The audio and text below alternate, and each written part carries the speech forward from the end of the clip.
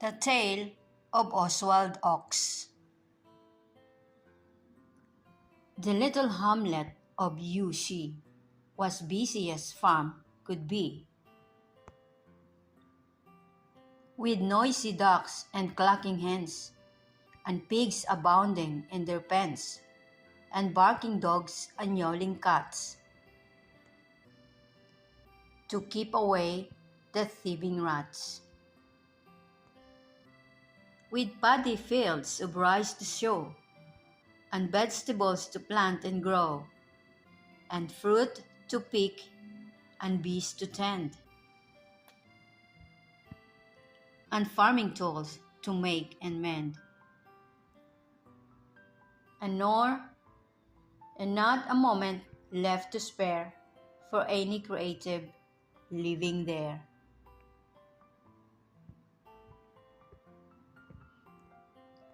Except for Oswald Ox. Now Oswald was the oldest beast to graze a farmyard in the east, or in the west, the truth to be told, for he was 21 years old, and that, in human terms, means more than 10 by 10 plus 44. When he was young, he never shirked. For 7 days a week, he worked. He flogged the fields and pulled the loads. He journeyed over rooted roots.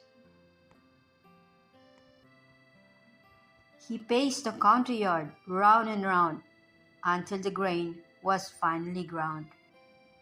He carried water from the well. He even rang the hamlet bell. He moved the grass and picked the flowers. He whisked the flies for hours and hours. And always with a willing heart, for oxen always do their part.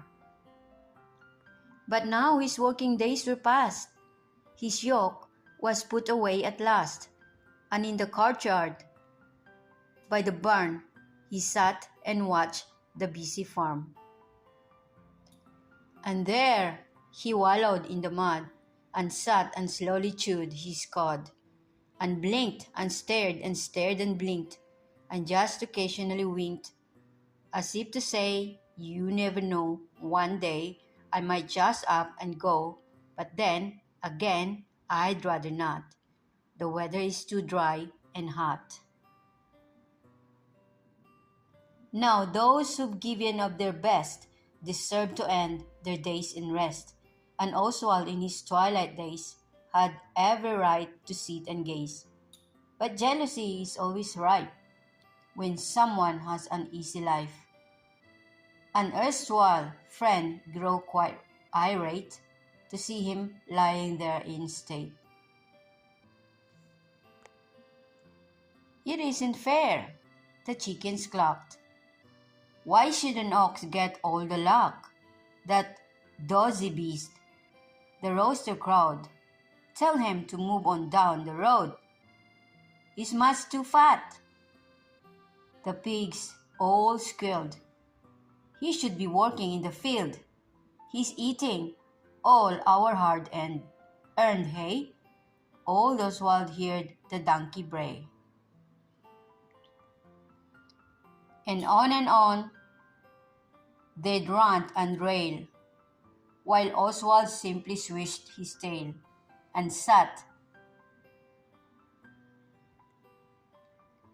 and stared and chewed his cud, and quietly wallowed in the mud, and twitched his ears as if to say, "It's still a little warm today.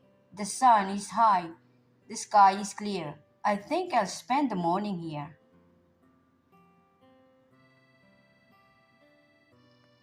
The years went by as Oswald sat observing this, and watching that, and season passed through sun and rain, and snow and back to sun again. And every year the fruit was picked. The corn was cut, they has, The hay was wicked and the vegetables were dried and strong. The summer herbs were bunched, and hung the eggs were gently laid to rest. The birds flew south. The pigs went west, and sometimes once and often twice the farmer harvested his rice. And every little scrap of food was stored to feed the neighborhood in cotton bags tied up with yarn, then stacked inside the hamlet barn.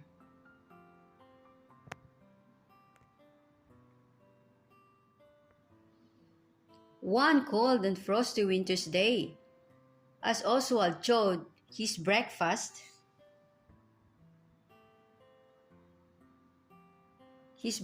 hay, he saw the farmer's wife go by and strange expression in her eye. The second morning off she went, scratching her head in puzzlement. The third, she started looking grim, casting an evil eye at him. The fourth, she made a peevish pout. The fifth, she jumped and stamped about. The sixth, she looked extremely sad. But on the seventh, she got mad.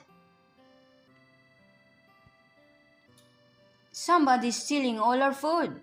It isn't fair. It isn't good. And when I found out who it is, I'm going to chop him up with this."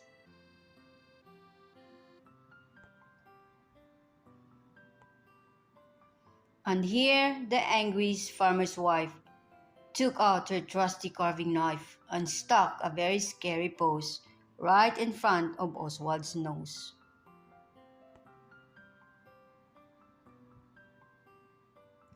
Did Oswald flinch? Was Oswald scared?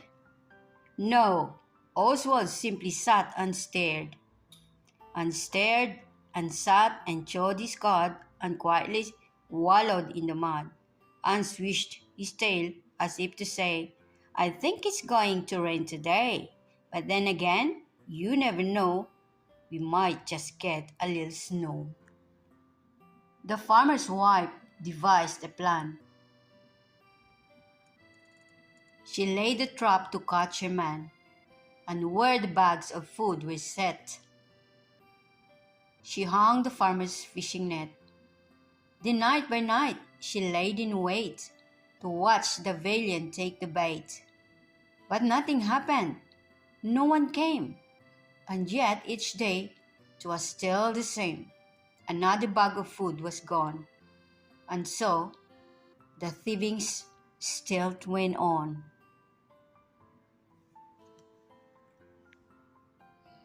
The farmer summoned all the farm.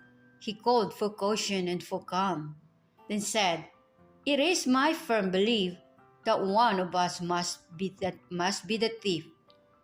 "Not us!" The chicken clucked in rage at night.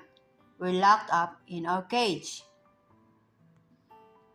"Nor us!" yelled out the dogs and cats. "We're far too busy catching rats." "It can't be me," the donkey brayed. "I hate the dark. I'm too afraid." "Nor us," the ducks quacked loud and clear. "Our ready beads are nowhere near." The pigs let out a noisy cry. "We hardly ever leave our stay."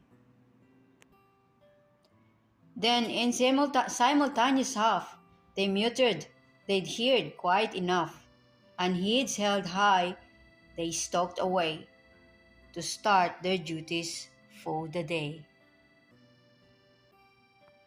One dreadful morning on the farm, the rooster raised a loud alarm. One dreadful morning on the farm, the rooster raised a loud alarm.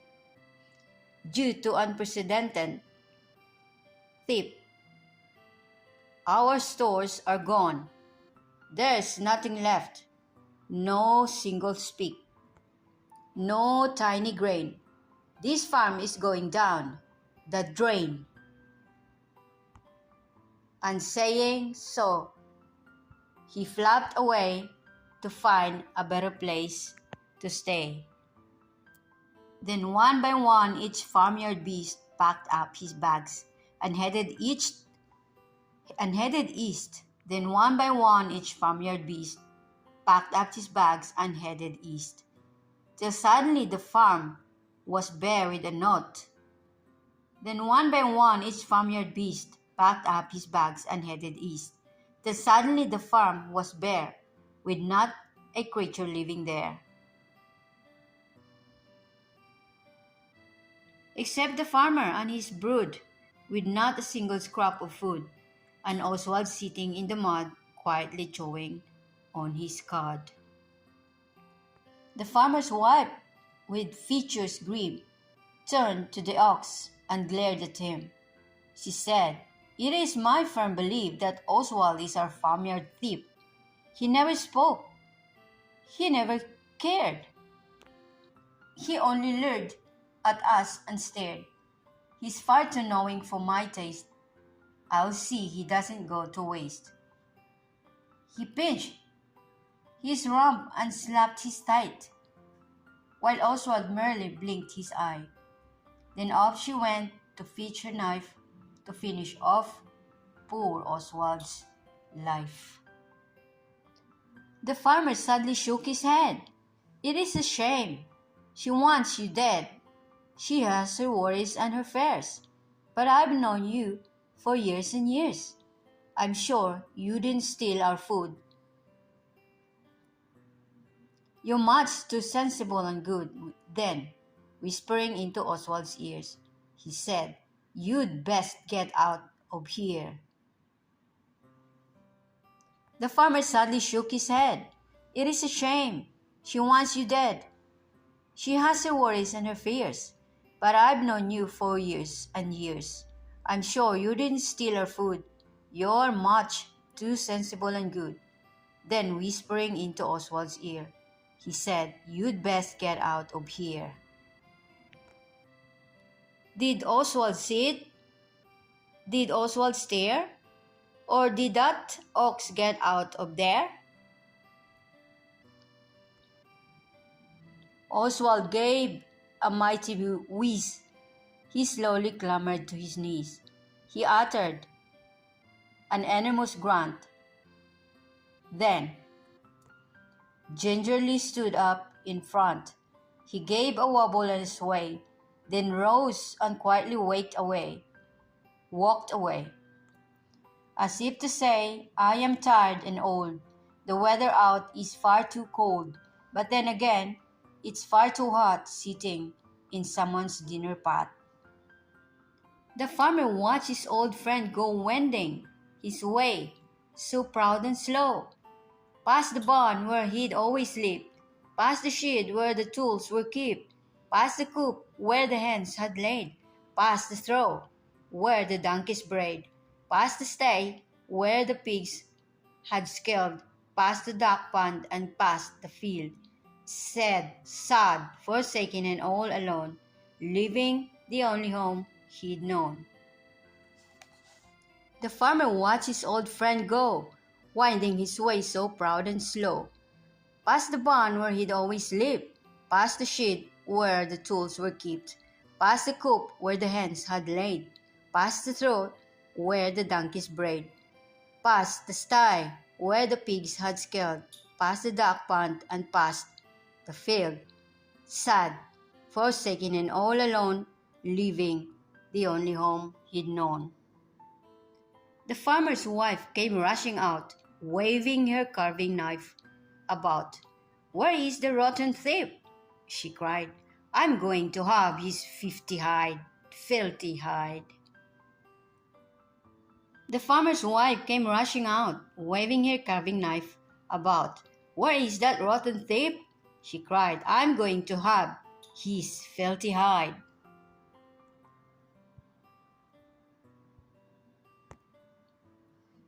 But Oswald was no longer there.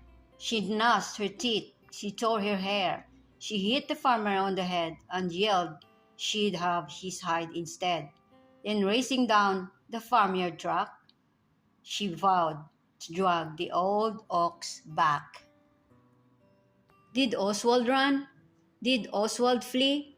No, Oswald stopped beside a tree and stood and stared and stared and stood and nibbled on its gnarled old wood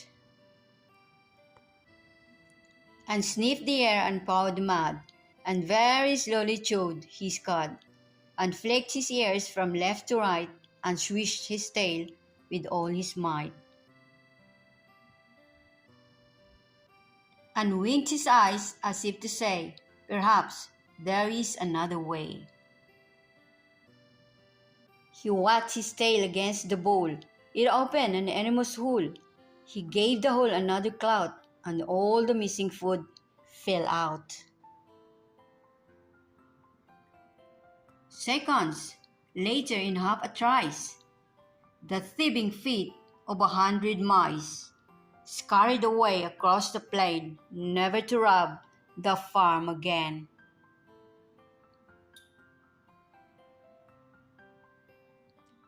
The farmer hugged his happy wife. She took out her trusty carving knife and chopped the herbs that smelled so sweet into a truly scrumptious treat, especially for Oswald Ox. And Oswald sitting in the mud, chewing his extra tasty cud, sitting and staring all day long, watching the farmyard's busy throng, blinking his eyes as if to say, my word, it's lovely out today. I might get up and take a stroll, or sniff a tree or whack a bowl. But if I really have to choose, I think I'll just stay here and snooze.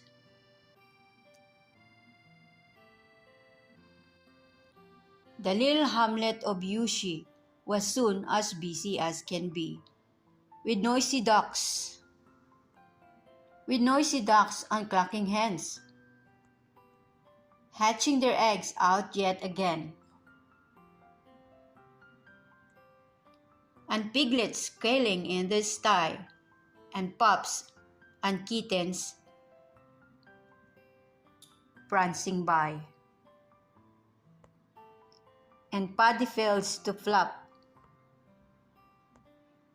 and sow, and vegetables and herbs to grow, and twittering birds and buzzing bees, fleeting around the blossom trees.